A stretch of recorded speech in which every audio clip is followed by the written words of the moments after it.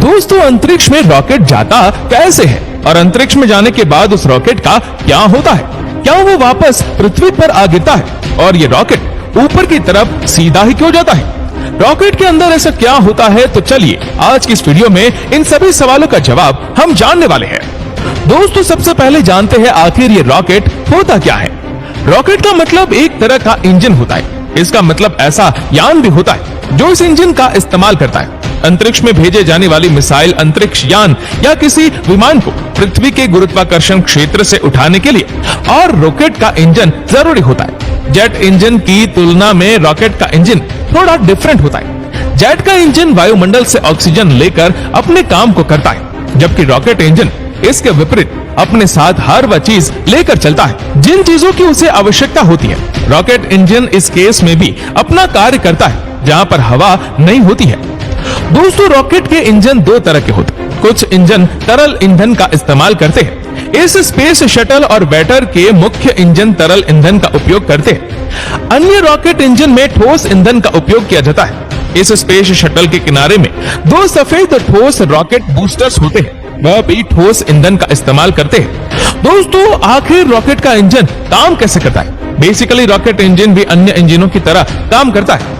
वह ईंधन को जलाकर क्रस्ट पैदा करता है। क्रस्ट का मतलब आसान शब्दों में कहा जाए तो धक्का, यानी वे यान को आगे बढ़ने के लिए धक्का देता है। ज्यादातर रॉकेट इंजन ईंधन को गर्म गैस में बदल देते हैं। ईंधन इस गैस को पीछे की ओर छोड़ता है, जिससे रॉकेट आगे की ओर बढ़ता है। अंतरिक्ष में कुछ ऐसा नहीं होता है जिससे धक्का देकर इंजन आगे बढ़े। ऐसे में यह सवाल उठता है कि फिर रॉकेट आगे कैसे बढ़ता है?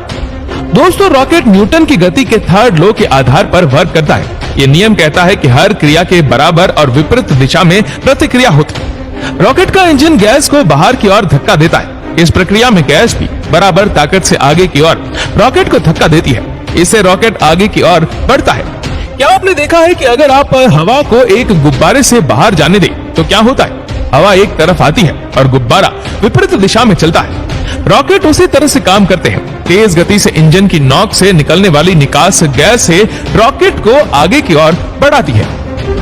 दोस्तों, अंतरिक्ष कहां से शुरू होता है? अधिकांश जेट विमान 15 किलोमीटर या फिर 50,000 फीट से ऊपर नहीं उड़ते हैं, जहां उनको उनके इंजनों में ईंधन जलाने और उन्हें उड़ने के लिए पर्याप्त ऑक्सीजन मिलती है।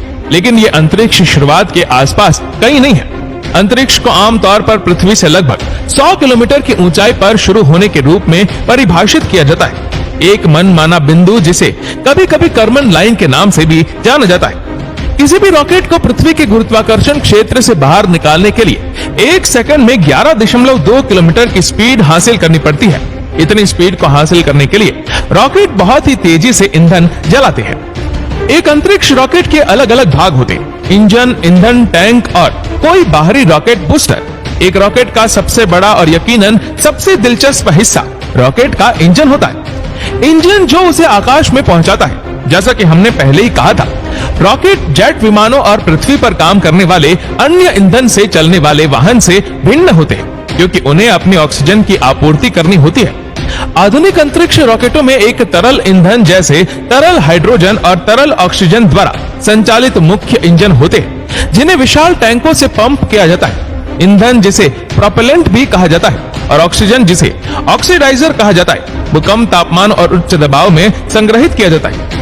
इसलिए इसे एक निश्चित आकार के टैंक में ले जाया जा सकता है, जिसका मतलब है कि रॉकेट ईंधन की समान मात्रा पर आगे बढ़ता है। और बाहरी रॉकेट बूस्टर, जो मुख्य रॉकेट इंजन की सहायता करते हैं, आमतौर पर इसके बजाय ठोस ईंधन को जलाते हैं। इस स्पेस शटल को ठोस रॉकेट बूस्टर या SRB-X कहा जाता है।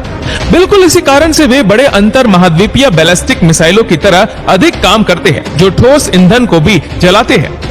रॉकेट की मार्गदर्शन के लिए कंप्यूटर आधारित नेविगेशन होता है। वह रॉकेट को उसकी मंजिल तक पहुंचाता है, और पायलट जो भी रॉकेट ले जा रहा है, इस स्पेसक्राफ्ट या उपग्रहों से लेकर अंतरिक्ष स्टेशन के हिस्सों, यहाँ तक कि परमाणु वैरहेड तक, आधुनिक अंतरिक्ष रॉकेट 2 या 3 स्वतंत्र रॉकेटों की तरह काम करते हैं, जो एक साथ अटकते हैं, जिन्हें चरण कहा जाता है। हालांकि आमतौर पर केवल अंतिम चरण में रॉकेट के सभी महत्वपूर्ण पायलट शामिल होते हैं। निचले चरण बदले में टूट जाते हैं, क्योंकि वे अपने ईंधन का उपयोग करते हैं, और केवल ऊपरी चरण रॉकेट की अंतिम गंतव्य, यानी कि जो उसका लक्ष्य है, वहां तक पहुंचता है। कुछ रॉकेट स्पेस शटल और यूरोपियन एरियन रॉकेट के पूरे झुंड की तरह दिखते हैं, जिन्हें एक साथ स्ट्रैप्ड किया जाता है। बीच में एक मोटा, जिसमें कुछ स्क्रीनियर होते हैं, बड़ा केंद्रीय रॉकेट मुख्य होता है। दोनों तरफ से पतले रॉकेट, जिन्हें बूस्ट रॉकेट कहा जाता है, वे आतिशबाजी की तुलना में थोड़ा अधिक है, जो कि मुख्य रॉकेट इंजन को अंतरिक्ष तक पहुंचाने के लिए उसे ऊपर की ओर उठाने के लिए